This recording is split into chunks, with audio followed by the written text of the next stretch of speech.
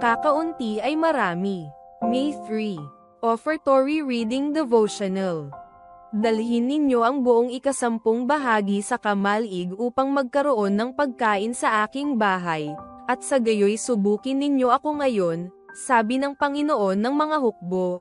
Tingnan ninyo kung hindi ko bubuksan para sa inyo ang mga bintana ng langit, at ibubuhos ko sa inyo ang isang pagpapala na walang sapat na kalalagyan. Malakias Kapitulo 3 Versikulo 10. Nauunawaan ng malinaw ni Liwali ang mga talatang ito. Mayroon siyang natitirang $10 hanggang sa katapusan ng buwan, na may mga 15 araw pa ang nalalabi.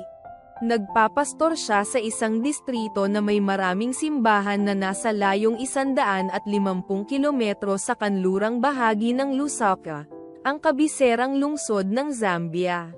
Isang linggo ng umaga, habang nababanaagan ng araw bago pa man ito maging napakainit, nakita niya ang ina ng kanyang matalik na kaibigan na papalapit sa kanyang bahay. Tumayo siya upang patuloyin siya. Sinabi ng babae na ang kanyang pakay ay humingi ng pera upang bayaran ang martilyo. Hindi alam ni Liwali kung ano ang sasabihin. $10 na lang ang natitira sa kanya at kalahating buwan pa ang kanyang lalakbayin. Kung ibibigay niya ito ngayon, wala na siyang matitira. Sa pagtitiwala na siya ay tutulungan ng Diyos, pumasok siya sa bahay at bumalik na may dalang $10 at masaya niya itong iniabot sa babae. Umalis ang babae na masaya. Samantalang ang pastor ay nananatiling nag-iisip kung paano siya aalalayan ng Diyos. Halos 10 minuto lamang pagkatapos niyang maibigay ang $10, may kumatok sa kanyang pintuan. Lumabas si Liwali upang buksan ang pintuan at nasumpungan niya ang pangulo ng institusyon na kanyang tinitirhan na nakatayo roon. Inanyayahan niya ito na pumasok. Pagkatapos ng pagdalaw, habang papaalis na ang pangulo, bumunot ito ng $10 bill at ibinigay ito kay Pastor Liwali. Nagdasal sila bago siya umalis.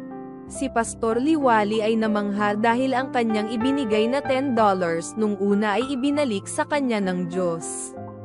Pinasalamatan niya ang Diyos sa kanyang pag-aaruga.